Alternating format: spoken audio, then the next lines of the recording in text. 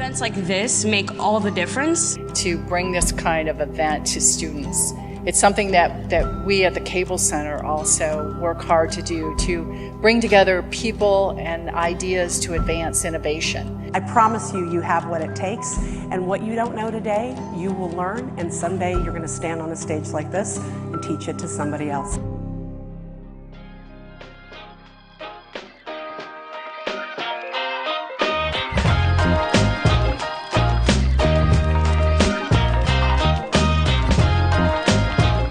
You need a champion. You need somebody who can talk you up to the boss or who can give you opportunities to let you shine. We rebranded this year from One Day Immersion, which is what this day used to be called, to One Diverse Industry, to recognize, frankly, the work that we've already been doing, which is helping people from really diverse backgrounds come together and meet powerful people in media and learn how to get into it. You're accountable for your own life. What kind of impact do I want to leave behind? And so I kind of feel like I'm able to kind of live the impact that I want to create.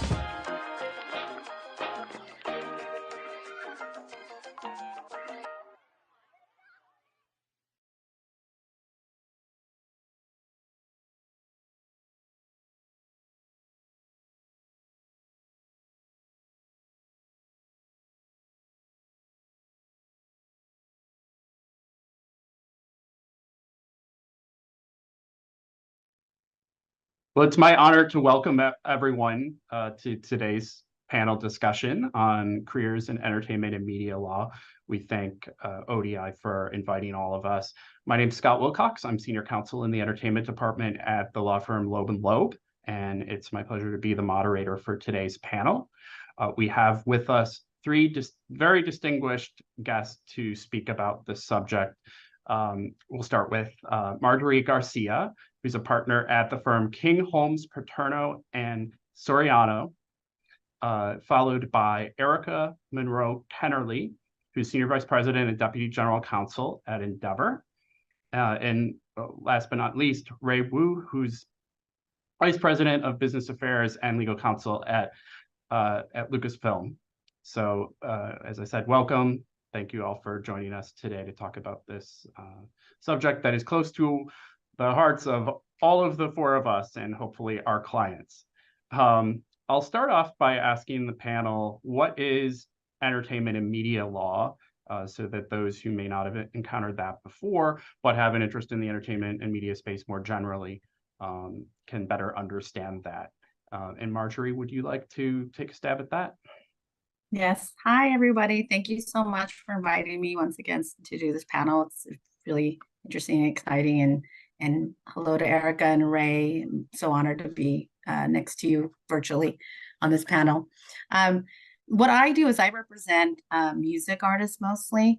So that means that the type of entertainment issues that I deal with would be copyright issues, copyright infringement, whether I'm defending or somebody has infringed on the rights of my clients. I'm dealing with endorsement agreements. I'm dealing with merchandising agreements, touring agreements, recording agreements, publishing agreements, anything that has to do with either licensing rights or assigning rights to a third party. I'm dealing with probably other issues too, where I'm, asking other counsels to come in, immigration issues, divorce, family law, child custody. It's so broad what we do in entertainment, but my day-to-day mostly involves everything and anything that has to do with artist rights. Thank you, Marjorie. And Marjorie, like is in private practice, as you can hear from that. And some of our panelists, like I have moved over the course of their career from private practice to representing a client in-house or multiple clients, as Erica and Ray do. So we'll try to give you a flavor of how those career transitions might work, and people. Another term you have heard is litigation, and so we can also talk about the distinctions between litigation and more of a transactional practice and what that means. But Erica, why don't I throw it over to you? Anything to add about what entertainment and media law is, or how that plays out in terms of your day-to-day practice? Yes, and thanks again for having me. And Marjorie, Ray, great to be on a panel with you all. Entertainment law to me actually can span from transactional work to litigation. It could be real estate, any legal issue that an entertainment company has to deal with really can be considered entertainment law. But for our purposes, entertainment law really deals with issues that come up with the development, production, exploitation, distribution of entertainment properties, whether that's music, film, television, books, magazines, can be fashion as well. And my area of focus, and which it has been for several decades now, is television.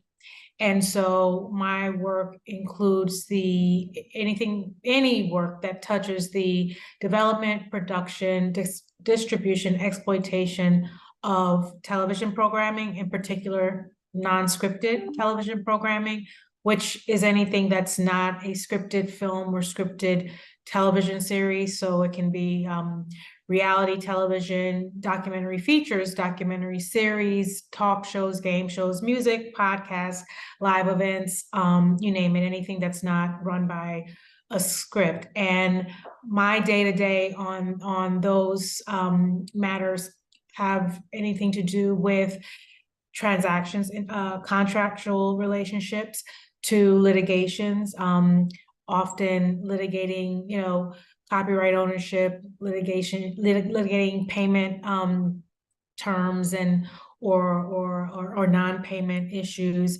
I work with immigration, bringing people in to work on shows and films. We work with compliance, working with third-party intermediaries and governmental agencies. And so it really just runs the gamut based on what the needs are with regard to that actual entertainment property or piece of IP. Thanks, Erica.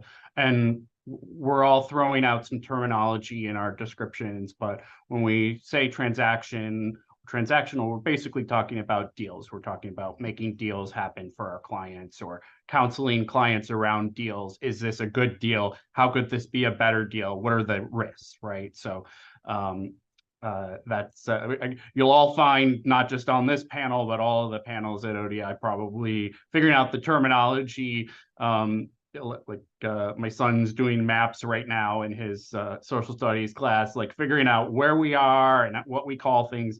Like that's a good first step for immersing yourself in the industry. Anyway, Ray, why don't I turn to you? Anything that you would add about what entertainment and media law is, or the lens through which you view it in your practice? Sure. First, thanks for having me again. Scott, thanks for moderating. Honored to be on the panel with you, Erica and Marjorie. Gosh, I think you both covered a lot of what we do. I think thinking what I do on a day-to-day basis, I primarily negotiate the above the line talent agreements on our shows. So directors, actors, producers, writers. The way we do it here is that there's a primary business and legal affairs person assigned to each show. So for example, like Andor, I'm that person.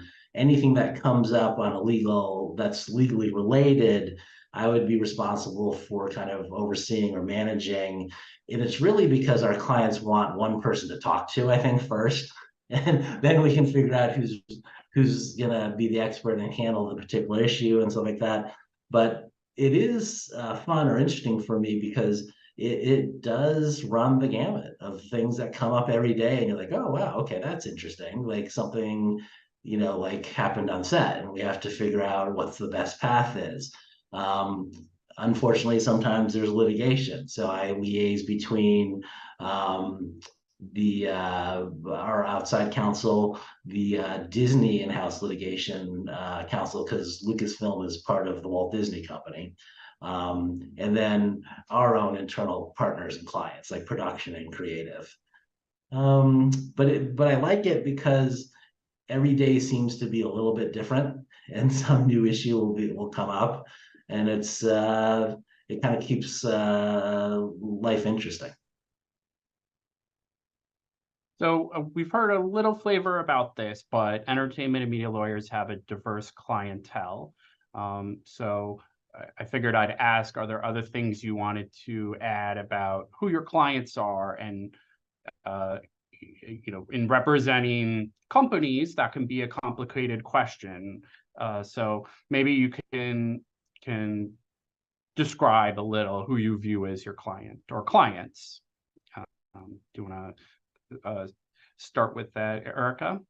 Sure. So we like to call them our business partners. I have a business and legal affairs head, and so one of the things that we really highlight is our business affairs expertise and our ability to be partners, as you stated earlier, Scott, advising clients or business partners on deal structure, deal strategy. How do we make this deal? Is this a good deal? What should it look like against other deals? And so one of the things that we do at Endeavor is a global entertainment, sports entertainment, and live events company that consists of many, many subsidiary companies that you guys all know and love. William Morris Entertainment, the UFC, WWE, which now is combined to form a company called TKO, IMG Sports, IMG Fashion, PBR, just a whole gamut. And so what we do is we deal with any of those entities, but mainly the Endeavor non-scripted entity that deals with the development, production, and exploitation of non-scripted programming. And so our clients, per se, are any of those entities, including the wholly owned and partially owned production companies that Endeavor has acquired as well. That's our main client, if you want to call them that. And there are several different production companies that we own, and several different production companies that we either partially own or we manage or look after on behalf of clients. And so our list of clients can kind of run the gamut of different subsidiaries with different interests. We work with IMG Films over in the UK. Most of our other client businesses are in the US. And so for us, being a part of a global conglomerate, it can vary at any time, who our client is, but our base client really is the non-scripted production entities that we own and or control. Great. And Marjorie, you indicated that you have both individuals and companies that your firm's representing. So anything that you want to add about client types or? Well, I think we did something pretty interesting at our firm because when I came over to the firm, I was coming in after being in-house for 7 years at Universal Latin. And there really wasn't a firm where there was sort of, there were people that looked like me that could speak to a Spanish-speaking recording artist, and that could be sort of on that level. So when I came over, the idea that I came in with was, can I build a sort of a firm inside a major entertainment law firm that would cater to Spanish-speaking Latinos and individuals that were doing Spanish-speaking music.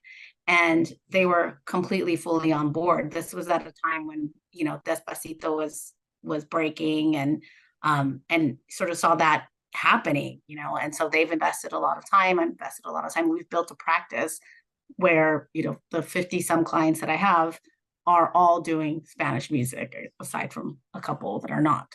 And that's something really special because it just doesn't exist anywhere else. It currently doesn't really exist anywhere else either. So, and it's sort of like, you know, I was a recording artist back in the day when I was a kid, and I didn't have a lawyer. I didn't even know that lawyers existed that look like me. So it's you know, what sort of doing the work to sort of change what a lawyer looks like, but also giving access to people that just would not have access otherwise to sort of high, you know, knowledgeable attorneys. Great, thank you, Marjorie. That's really interesting how that has come together for you. And I am negotiating a deal with one of your colleagues right now, which just shows what a small profession it is. Oh, I hope it's very nice. Absolutely. Ray, anything to quickly add on this topic before we jump into the next one?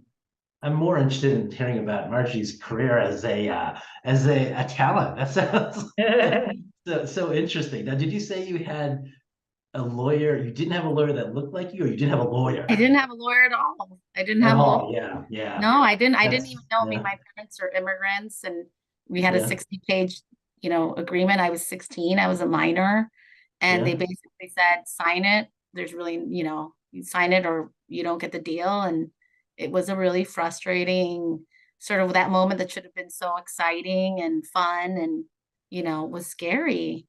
And my parents signed it, and I mean, I still have it somewhere.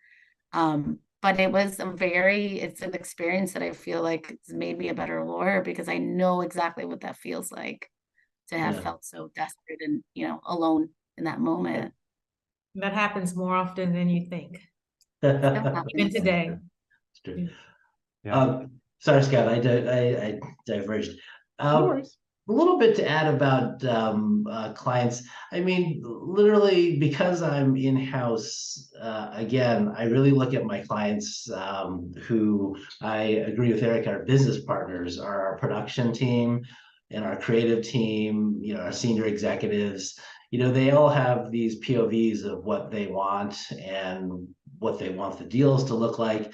So we really have to kind of strategize with them and figure out what the best path is and give them advice on it. But those are the people I really work with the most internally that I consider clients. And like I mentioned, there's other partners within the big company or big studio that we liaise with on various matters.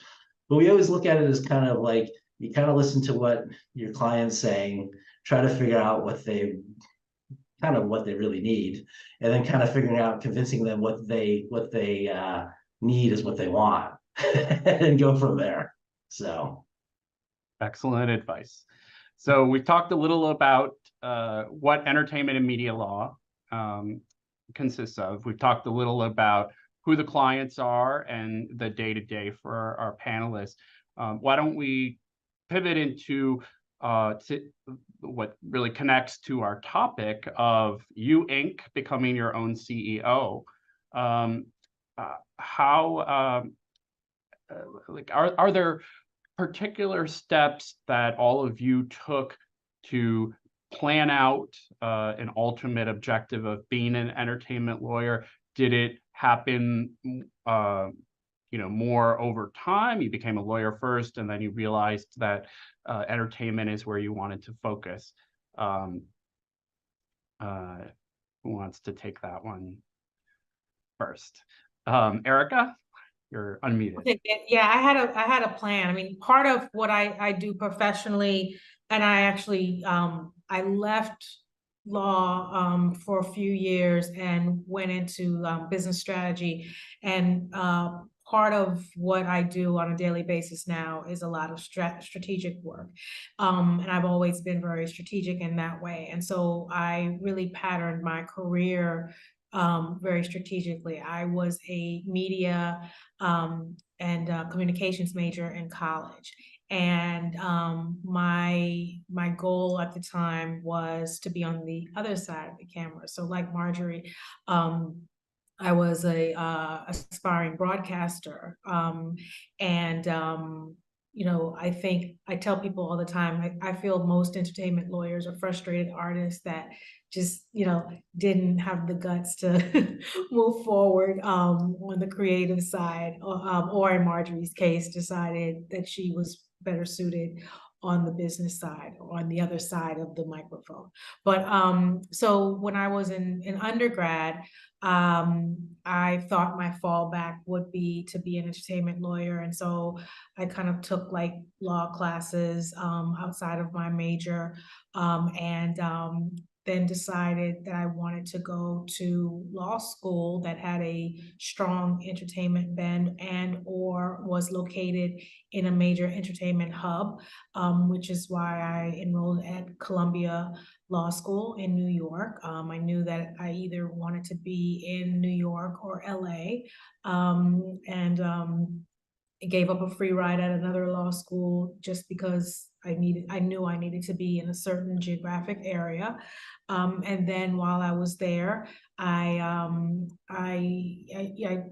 tried to get internships in entertainment firms. My first internship was a firm that had some entertainment clients, but it wasn't a strong entertainment firm. But I went there, and afterwards kind of got caught up in the golden handcuffs working on Wall Street and as a corporate litigator, and then reframed my strategy and moved into a smaller firm that had entertainment litigation. And so that was, it was at that firm that I actually met a client of ours who started an internet company in the very, very, very beginning of the internet. That does exist. And then that's when I switched over into transactional entertainment practice, doing deals for that client, and then kept moving in the transactional direction in-house from there. So it was all for me, very, very planned out from the very beginning. And even when I kind of moved away from it, for financial reasons, I found a way to get back into it. And so that was my plan, basically. Great. Marjorie or Ray, did either of you have a different experience in terms of coming into entertainment law, not as an afterthought, but later, after you become a lawyer, or a little later on? Well, Eric, I would watch you on anything. You're like, it's still not too late. I'd watch you on a program. Well, we'll see. Maybe that'll be my retirement plan. Yeah, for fun. For fun, you'll do that. I kind of had a similar experience. I mean, I except that I went to a law school that wasn't anywhere where I needed to be. And that was a huge lesson for me because I went to University of San Francisco. And honestly, I went with the premise of like, I want to be away from LA. I love LA. I was born and raised in LA. I don't want to get canceled I love LA. But I had never had a real college experience, like being away. I went to a local school. I worked 3 jobs. I sang in a band all weekend, and I just wanted to have kind of an away experience for law school. So I chose sort of freedom, I guess, to not. But I say that to a lot of people. Please go where you're planning to practice and where that field of law is really centered. So it was so smart of you to do that. But I kind of went to law school because I thought I was going to go work for a label, and I thought, well, I'll just change the system from within. At that time, not as a lawyer, but just sort of as something else. And then I was in school, and I just thought, like, I feel, and I had a friend who was in law school, and I just thought, like, I can do that. I could be a lawyer. That makes, and I reflected back on my experience, and I was like, that's what I needed. I needed somebody to advocate for me and make me feel better and explain to my parents in their language what was going on. And I just said, let's just do it. And when I came back, I had to work for 2 years at a litigation law firm that was doing like car accidents and dog bites, and just kind of like get in where you fit in for the moment. But it really, I mean, it taught me how to do discovery. It taught me how to do, all the things that now I don't use that much, but I have knowledge in it. When I work with litigators, I know their language and I know what they're talking about. But I had to really grind to get into entertainment because I had lost all contact with, 3 years is a long time. A year is a long time when you're not, out there going to events and keeping up with your contacts.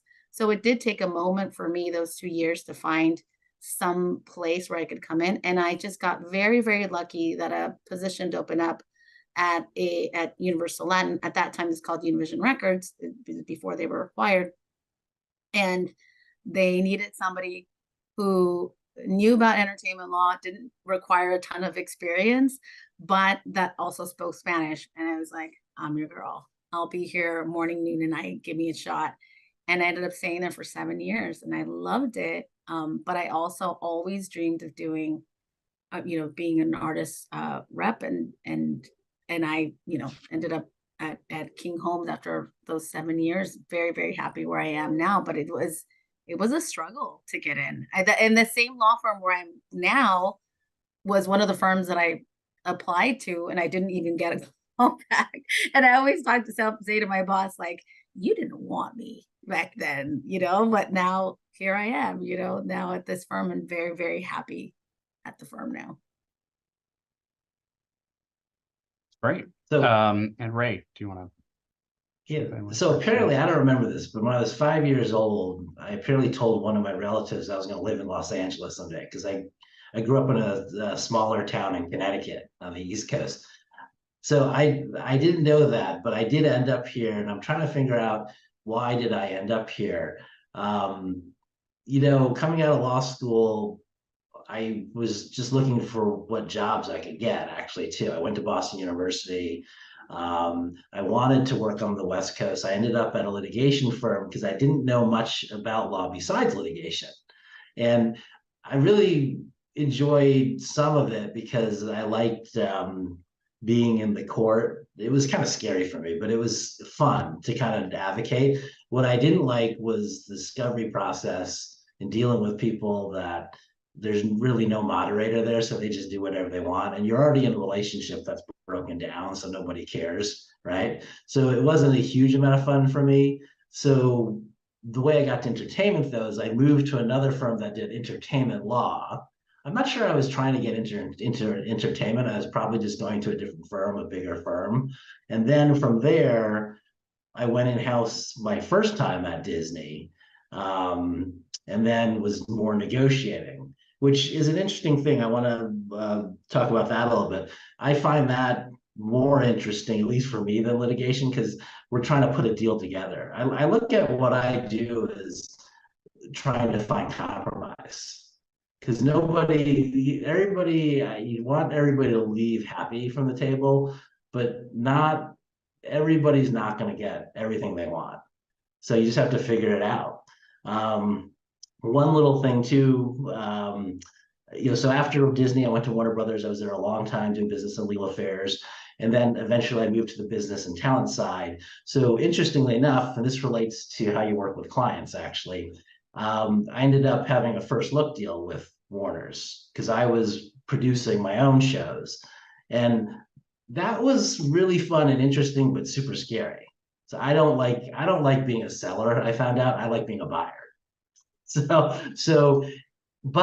how it affected me doing deals, I looked at it and I said, look, I have to figure out, what do I want to do? And I looked back at my legal career and I said, well, I have a law degree.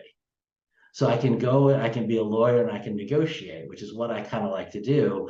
So frankly, the legal degree I think was very good to have because I was able to transition back into it. And also it affects how I do deals now, because being on the production side, I look at it when we're doing talent deals of like, well, what is fair? Like, if we're going to have $1 billion box office, they should participate. They should share in success. We'll be fine, right? If and stuff like that. So I look at it as not as kind of a zero-sum game. It's more of like, look, how do you want to be treated and treat other people like that. And being on the other side, I think it kind of makes me think that way. So. Thanks, Ray. So we've heard a little about the paths, the very interesting paths that you've each taken to get you where you are. I want to acknowledge it's a really tough time in the industry right now. It's not just one industry. There are we've heard on this panel, television, film, music. We touch a lot of different aspects of it. I myself am a live stage lawyer, so I'm working on Broadway and off-Broadway shows and touring shows and the like with my clientele. But the industry's grappling with a lot of tough problems right now. And while those of us on this panel are all employed, a lot of people are not. Not to take us to a less jubilant place, but I figured I'd ask about about how we as lawyers help our clients work through tough challenges like that when there's a work stoppage. And I'm sure many of those watching are aware that there are strikes right now with the writers and the actors unions, and there are a lot of efforts to try to work through those things and get production back going. But does anyone want to jump in with their thoughts on how does the entertainment and media lawyer fit into a shock to the industry like that, like a shutdown? I have a POV on that, just because we unfortunately, I think we all saw the strike coming, right? It was like a slow accident and a horror flick watching it, but it's coming. And really in the beginning, before the strike, was preparing the clients and letting them know what their contract said, what can we do to mitigate losses, what could we do to take care of the people that were on the productions, make sure we do the best we can. So it was a lot of preparation, I noticed. And then when the strike unfortunately happened, the writer's strike started first, it was really going into that mode of okay, now what decisions have to be made? Being prepared, okay, these are the options, having the options, making recommendations, helping people kind of get through okay, this production's going to shut down now. What do we do? Same thing happened when the actors strike came. I feel like it was more of a surprise to me. I thought it was close to being done. I really did. And then there was some changes. So we were right in the middle of okay, trying to finish some productions that unfortunately, you can't without, on camera talent. And now that it's dragged on a little bit, I'm noticing it's more of kind of counseling of what to do when we're back, and honestly being there and saying, we're going to get through this. I mean, we're all business people in the end, but this is tough. I mean, it's tough on the writers, it's tough on the actors, it's tough on the producers. It's also tough on the people that work within the studios and the agencies and the firms. This is affecting everybody's livelihood. And I think about furloughs, I think about salary cuts, and I think about all the below the line people that aren't working right now. So it's now almost being a counselor of when it comes back, how quickly can we get things moving to help everybody involved in this? So it's kind of run the gamut, if that's what I've seen. Thanks, Ray. Anyone else want to jump in on that? For us, I mean, in the non-scripted space, the last strike was where, non-scripted really made its mark in the entertainment business, right? And so people would look at us because most non-scripted shows are non-union, but we do engage, SAG-AFTRA talent. There are, DGA considerations, and some non-scripted shows do, have WGA writers, but, the WGA strike didn't affect us as as much as SAG-AFTRA strike could affect us or would normally affect us. But, it's not smooth sailing for us because we're part of a bigger conglomerate where one of our biggest subsidiaries, William Morris, represents all of these clients, right? These writers, these directors, these on-camera talent. And so, the bigger business obviously is suffering and it affects our business. And so, we're just because we're, I work in the non-scripted space doesn't mean that we're out of the woods. And it doesn't, this time doesn't really mean the windfall that happened, the last time, during the last strike where, where reality really made its mark. So it's tough on everyone, unfortunately. Thanks, Erica. And whether it's counseling the live stage industry through a pandemic where there's a complete industry shutdown, or counseling our film and TV clients on weathering the ongoing strikes, lawyers can add a lot of value in assisting clients and providing support for them, being a sounding board to try to work through things. We've seen some headlines recently about decisions that were made to come back or not come back, and we all live in a very fast news cycle now where things have a spiraling effect. So there's also a crisis management dynamic to the law and being closely integrated with concerns about reputational risk for our clients and brand issues. I'm glad you mentioned that, Scott. I mean, my entire job in my role is crisis management. I would say 95% of my job on any daily basis is crisis management. And like you mentioned, the pandemic, I mean, we were pivotal in getting us back into production and figuring out how that works and creating, health and safety manuals and it's not all fun and games. I mean, a lot of young people aspire to be entertainment lawyers because they think it's sexy and they identify entertainment law to the entertainment that they actually see on screen or on here on the radio. But it's actually work. And I challenge people who do want to enter this industry to ask themselves why, because at the end of the day, as I said earlier, each entertainment company requires lawyers who know different parts of corporate business, right? Again, whether it is entertainment transactions or whether it's real estate,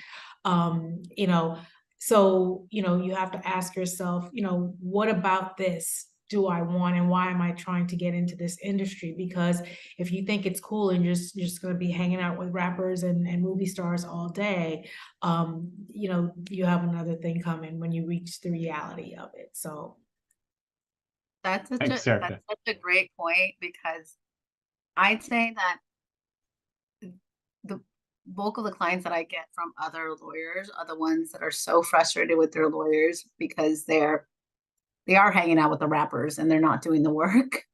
So it's work. It's exhausting work. It's weekend work. It's, every time I take on a client, I think of it as like less time that I'm giving to my family, less time that I'm giving to my other clients. It's carving into your personal time. If you have any personal time, I think of my personal time as I commute to work. That's my, and assuming I don't have a phone call or don't have a list of calls that are happening at that time, it is exhausting work because, at least on my side, I have a lot of bosses, a lot of mini bosses of different statures, and and they need different things, and it's every day. It's like having a bunch of obligations, and everybody's different, and everybody needs something different from you every single day, and believe me, it's nice when you can see, there's moments obviously of sort of this a little bit of a high and a blissfulness when you go to your client's first show and it's massive and it's beautiful. And, there is a little bit of something that happens to your heart when it just feels so amazing to be part of that. But it takes a lot of work to get there. There's a lot of contracts that are involved just to get somebody on stage. I'm sure Scott knows as Thanks, well. Marjorie. And we're, Yeah. we're gonna need to wrap up shortly. Yeah. But let me say, if we haven't scared the participants away, and I can assure you that's not our intention, we just want everyone to go in eyes wide open, because it is a great career path, but a challenging career path to get to and to succeed in. Let me just ask as a final question to each of you, if you had to think about the top 1 or 2 recommendations you would have for people that would like to strongly consider a career in entertainment and media law, what jumps out for you?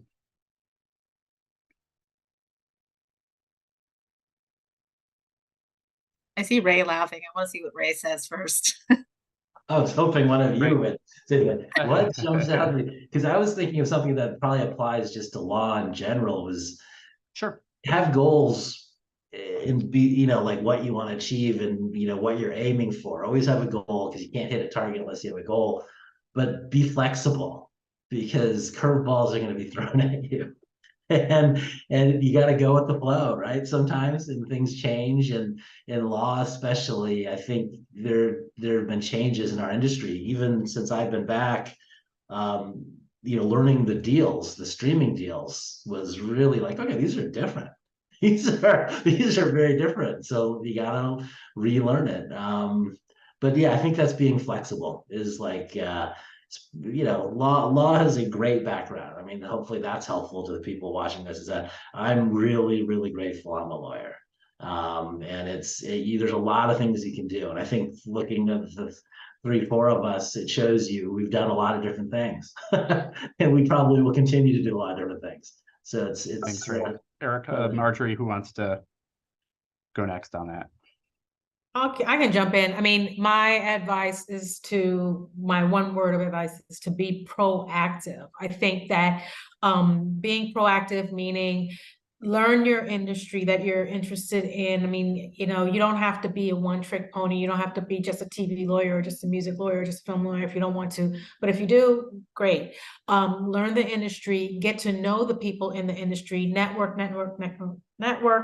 join organizations that are specific to your industry, especially legal organizations, but specific to your industry, through the Bar Association, or if you are an underrepresented from an underrepresented community, there are tons of underrepresented community organizations. And then also seek out mentors and sponsors and opportunities. Look for internships, look for people, go to panels, follow up with people, join LinkedIn, because no one's going to hand it to you. And I think a lot of times with today's society, everything is really quick and fast and instantaneous. And that's just not how getting into this business works. So you have to be proactive. There's not an entitlement. No one's going to hand it to you. You're not going to get your law degree and get a whole bunch of clients the next day, nor will you know what you're doing. So you have to be proactive in learning the craft and paying your dues. Absolutely. Marjorie, anything to add? Echoing everything Erica said, and other than that, just be brave, because you're going to Google entertainment lawyer and you're not going to see a lot of people that probably look like Ray and Erica and myself. So there has to be more diversity in our world. Be brave, just go for it. Trust in yourself, trust in your abilities, trust that even if you didn't go to the best school, even if you didn't get the best grades, you can be here, you can learn. It's not rocket science. You just got to grind. You got to work, and you got to show people your value. And the way you do that is you got to show up and you got to do the work. Thank you all so much. It was a great discussion today, and really appreciate your time. Thanks, everybody. Thank you, Scott. Appreciate it. Take care.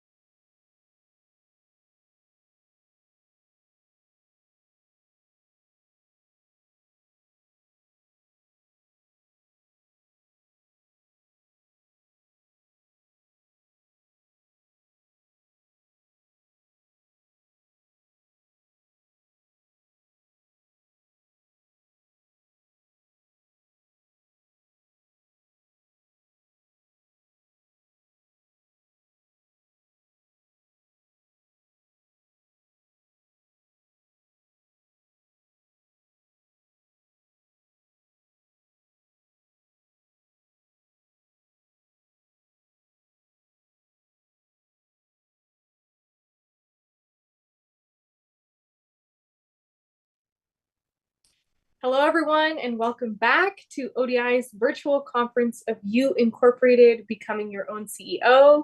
It is our last event to kick off the in-person conference tomorrow. And today we have the wonderful Jennifer Davda with us, talking about setting yourself up for success and her path into the media industry. A little about Jennifer. She is currently Chief Diversity Officer at Loeb & Loeb, and she's currently leading the efforts to continue building a diverse, equitable, and inclusive culture across the firm and within the legal profession more generally. She works with firm leadership to develop and execute the firm's strategy to attract, recruit, retain, and advance diverse talent. She has more than 15 years of experience working in DEI, both as a lawyer and as a DEI professional, and she draws on her prior experiences to effect change institutionally and individually. She takes a holistic approach in cultivating an inclusive environment by partnering with key stakeholders and professional development departments to embed principles of DEI into all aspects of the firm's practices and processes. Jennifer is really passionate about helping students as well. So we are really excited to welcome her here and have our discussion today. Jennifer, thank you so much for being here. Of course, Elena, I'm so happy to be here. Thank you for inviting me to this. Yeah, it's great to have you.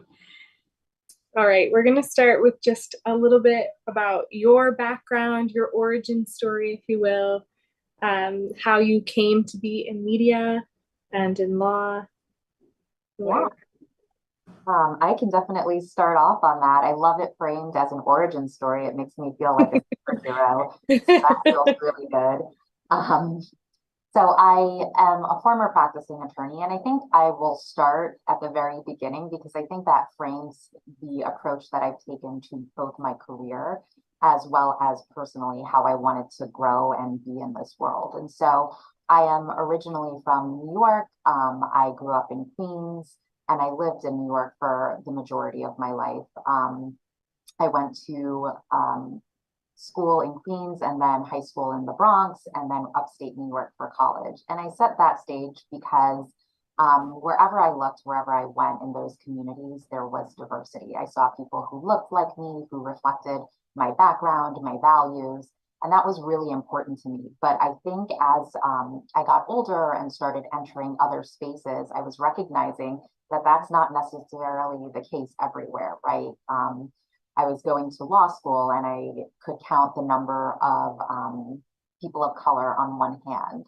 And that was very jarring to me because I had come from places like Queens where you cross the street and there are about 15 people who, you know, have some sort of diversity to them. And I feel like that really enriched my life and gave me a sense of the way I view the world. And so once I got to law school, I started understanding that this isn't the way it's always going to be. So I needed to set myself up for success and recognize that my background offered so many advantages and so many things that I could bring to the world, but at the same time, recognizing where there may be gaps, where there may be deficits on my part because I haven't had the same experiences as many professionals in the rooms that I was in. So I started practicing in New York in 2008 at a very prestigious law firm, and it was a really wonderful experience. It was also an interesting experience because I was the first person to go to law school in my family. I was the first woman to go to law school in my family. And my background is West Indian, and I come from a background where education was incredibly important, but the thought of me working 15 hours a day was very jarring to both my parents. They didn't understand that that was a requisite for the job that I was doing and sometimes a requisite for the corporate environment. So when I was looking for mentorship and guidance on some of the issues that I was facing in the law firm, I really couldn't look to the guideposts that I had looked to in the past, which were my parents. I had to look to other mentors who didn't look like me, other people who could fill in those gaps for me. And help me bridge some of those gaps with leadership at the law firm and people I was interacting with on a very regular basis. And so that really stuck with me. And that's why I approach my career in the way that I do. And that's why I love talking to students and helping them figure out this world, because it's so hard to navigate. And it's why I went into diversity, equity, and inclusion. Through my work at the law firm, I was engaged in a lot of organizations that centered around diversity.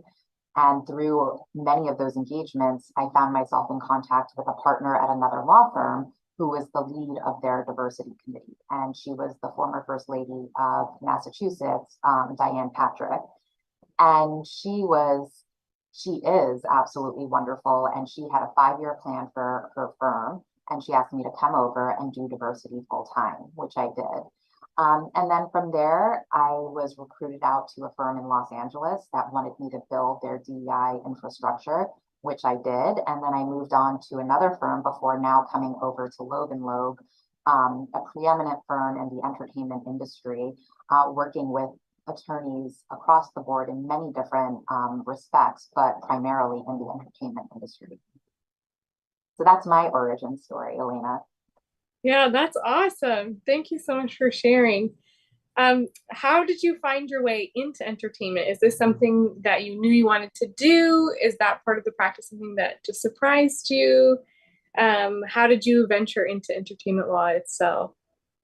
Well, I think it was very luck of the draw. I not have my goal was never to get into entertainment, nor was it to get into any specific space in a law firm, but rather to oversee a law firm's diversity, equity, and inclusion initiative. And so while it's wonderful to be in this space and it's very interesting, especially with everything that's going on in the world and the writer's strike, and you're seeing all of these different facets play out, and being at a law firm that is very much engaged in those conversations and being on the back end of it and understanding sort of the different elements that go into those conversations is very interesting. It also impacts my work because the entertainment industry, like the legal industry, like many industries, struggle with diversity. And so I can see the interplay between all of it.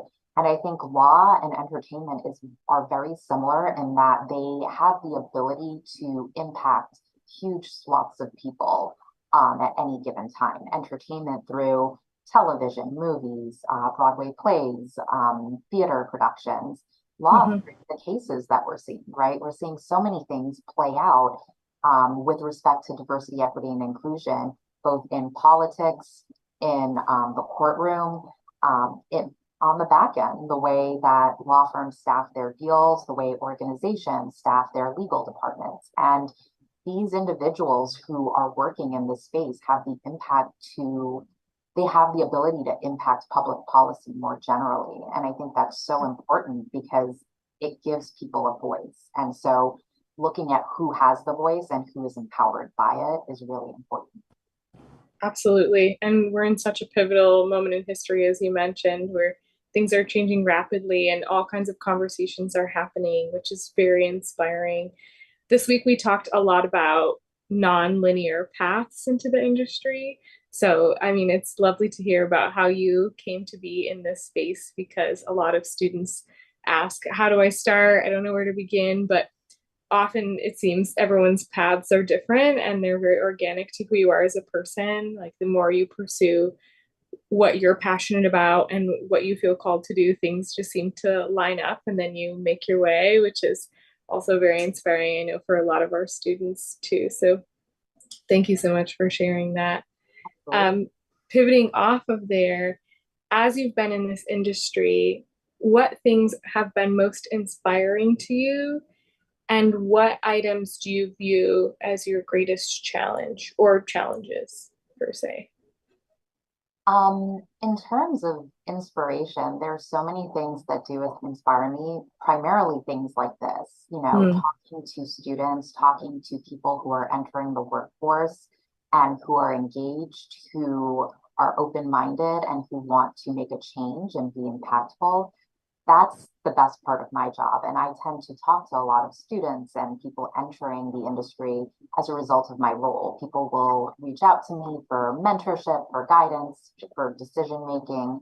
And that's my favorite part of the role.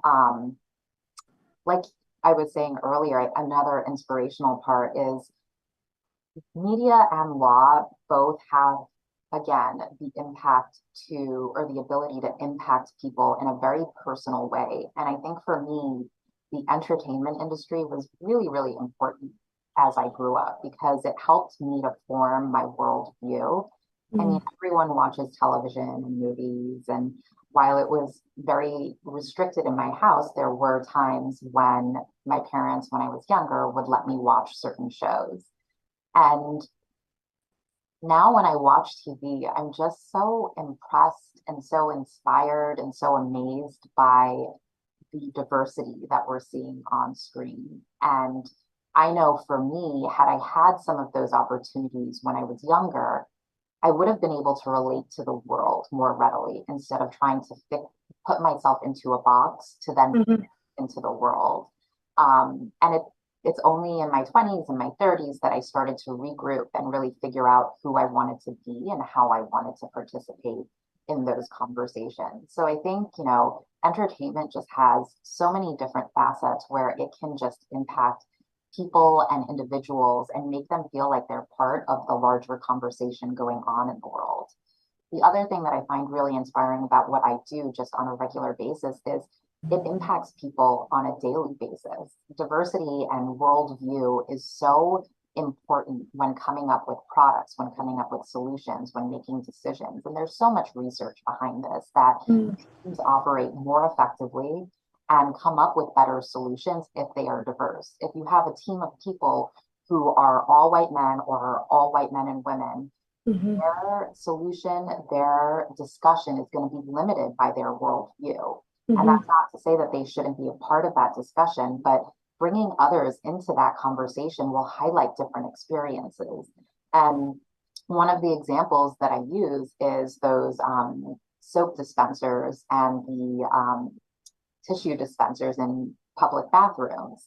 When they were initially devised, they did not recognize the hands of people of color. So you may even experience that where you go to the bathroom and you're trying to get the soap or the napkin and it's taking you multiple tries. It's because nobody thought about people of color in that context. Similarly, the first iPhone was made for a man. It was made for a man's hand and the shape of his hand, not recognizing women use phones just as readily as men. And so these are just simple things that could have been addressed at the outset had diversity been taken into consideration. So while the moral imperative, it really speaks to the business imperative of so many different organizations. I think when it comes to challenges, you know, we're seeing the challenges play out in the world today. I think we saw that we were making some strides after President Obama was elected. Everyone was like, okay, a Black man is president, we're good. And then we saw sort of the interplay and the challenges he faced in his administration. Then we hit the pandemic and we saw the murder of George Floyd, and everyone was galvanizing. Everyone felt like this was an inflection point in our country's history and we needed to make a change. And I think we saw the pendulum swing, and now it's swinging back, because when there is a shift in power, those who are being impacted in a way that they perceive as negative are going to try and push away from that because they feel like they're losing something, not recognizing this isn't a zero-sum game, but rather when one of us is elevated, all of us can be elevated. So those are some of the challenges and opportunities that I've experienced. Yeah, I love that you say that too, because we do rise by lifting others, truly. The more that we stand together as a community, the more everybody wins.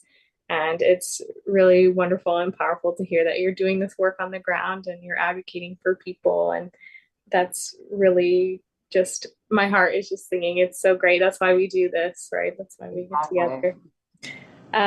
Moving off of that, earlier you mentioned that you had a little bit of a challenge finding mentors role. To our students that are watching who are coming from similar backgrounds of their parents being outside of the space and coming into these spaces, do you have any advice for them on finding mentorship and finding support as they're entering the industry, as they're going to school? Any tidbits you'd like to share on how to go about doing that? Yeah, there are so many different ways to find mentors. And I think throughout your career, you're going to have many, many mentors. You're going to have mentors, you're going to have sponsors.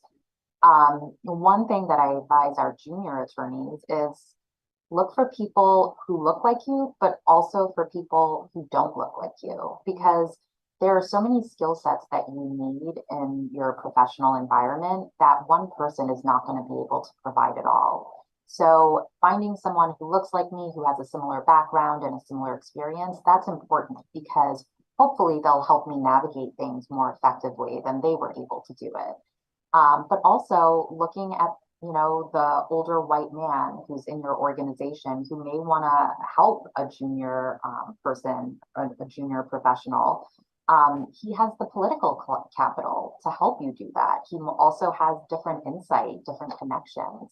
And so I think don't limit yourself. I also think the world is a very, very small place. It might seem huge right now, but I moved from New York to Los Angeles in I think it was 2014. And I was so nervous to start this new job that brought me out here. I didn't know anyone in California. And I walked into the office, and in the lobby was someone I knew from law school 8 years prior. And we didn't know each other that well. We spoke, but it just offered me some comfort in knowing that person. And so I always share with people, be nice, be kind, not because you want something, but because first of all, that's the best way to be, but also you just never know where you're going to see someone else in the future. Right. That's so true. I find more and more as I navigate the world personally that it is very small and you should just always be kind as a bare minimum. Be kind, but also be kind. We rise by lifting others. Yes, we take anything away from navigating the industry, it's being kind. That's great to know.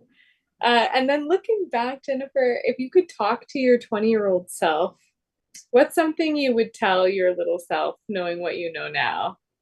I think about that all the time. Just because I wish I had known so much more. And I can drill it down to a couple of things. And I guess the conference has been really focused on this, but success is not linear. When I started in my career from the age of 16, I knew I wanted to go to law school. And I thought I was going to go to law school, become a lawyer, become a partner at a firm. And that was my career trajectory. I had set that goal. That was it. And I remember the day I came home and I told my dad that I was going to stop practicing and I would go into diversity. And he didn't know what that meant, and I kind of didn't know what that meant, because what does it mean? It's until you're in it, it's kind of hard to understand the tangible facets around this profession. But here I am now, the chief diversity officer of a prominent firm, and I now have the ability to impact someone who thinks they want one thing, but there are so many different options. There are so many different trajectories that you can take advantage of. And so don't limit yourself by that one goal that you have set for yourself. Just be very open-minded and know that you can get to that goal, but it might be a circuitous way that you get there. I think the other thing is I wish I had understood that I belonged in every one of those rooms that I entered. I constantly would try to make myself smaller, sit in the corner, be very quiet, because I just didn't think I was a part of the conversation. I just didn't think my opinion was valued. And then sometimes I would say something in those rooms and people would be like, oh my gosh, I've never thought of that. And in the back of my head, I was like, oh, I thought everyone knew this. Yeah. I just assumed that. And so I really wish, and I still struggle with this, is that I knew, understood, and felt like I belonged in every room that I entered. And so now I just act like it. And I think the rest just comes. Wow. Noted. I'm putting that in my pocket too. You belong. You belong at this table. You deserve a seat at the table. Your voice has value. Yeah, and we need those voices at the table. Yes. Because for the soap. Exactly. That's how COVID started. I know I'm not starting that rumor. But truly. And it is interesting that you say that, because I know a lot of us walk through the world assuming people see things as we do, and we forget that you bring a really unique perspective and something new and nuanced and important to every conversation that you're in. And I think it's just human nature. It's totally appropriate to assume people are thinking the way that you're thinking and coming from the same background that you are, but that's just not the case. And that's why it's so important to keep inviting people and to keep having spaces and to keep being open-minded. So thank you so much for that little piece. And then I think we have time for another question or two.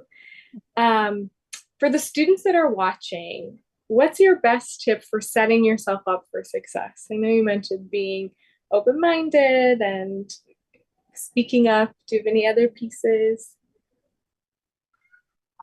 Let me think.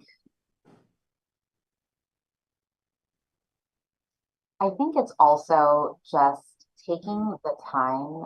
I think a lot of times we are so busy in our lives, and so we have a routine, and that is what we're sticking to in order just to get through our days. And I think, as a student or as someone who's entering the professional environment, it's taking risks. I think especially when you're younger, though, you just never know how those risks are going to play out. And that's the time to take those risks. And it might seem small, it might be bigger, but for me, when I moved out to LA, as I mentioned, my entire family is back in New York. I didn't know anyone out here. It was such a huge risk.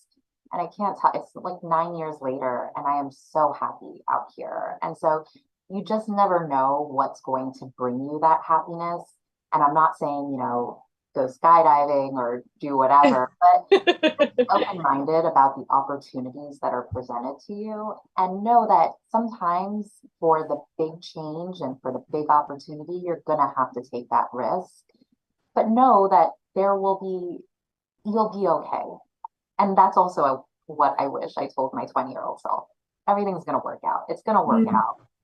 It might be a weird road or a strange road, but it will work out. That's awesome. Yeah, I'm putting that in my pocket too. Taking risks in light of everything that's happening now seems the best time more than ever to start stepping into new spaces and to new things, because we are at a moment of change. So thank you so much for that, Jennifer. We have one question in the chat that I want to pull up. This person asks, how should students set themselves up for success for tomorrow's conference? If you want to take that one. Yeah, and I'll let you chime in on this, Selena, since Yeah. you're the mastermind behind the entire thing. But I would say that one, be very organized, know who's speaking, know their background, so that, if there is an opportunity to engage them in conversation, some tidbits around them. You have an idea of what they represent, who they are, and what they actually do. I think the other piece of advice I have for you is don't limit yourself when you go to this conference to the speakers, to the people who are coming in. This is also an opportunity for you to network with your peers. And the reason I say that is I look at careers as sort of the zipper effect. As you go up, your peers are going up, and you might end up in different industries, but related. And you just never know, again, where you're going to see people. And so look at everyone as a potential networking opportunity and understand your peers and what they want. The golden rule behind networking isn't do unto others as you would want, but do unto others as they would want. And so I always keep that in the back of my mind, because what I do for someone today, it might not generate anything for years and years, but in 10 years, I'll be really happy I did that one thing. Right. And I will add to that, students, you can be successful tomorrow by showing up as yourself. Bring your passion and your excitement and your enthusiasm, being open-minded, and you don't have to perform as what you think people want to hear from you. You can just be yourself. And that's how these communities are built, is you have something special to bring, and you should just we want to see all of the excitement. We want to see all of your passion. We want to answer all of your questions. So you can set yourself up just by being yourself and showing up and being present. So I love that, Elena. Thanks. Thank you. I'm really excited for tomorrow. Jennifer, thank you so much for making time for us this week and coming in to speak. We really appreciate everything, all of your support.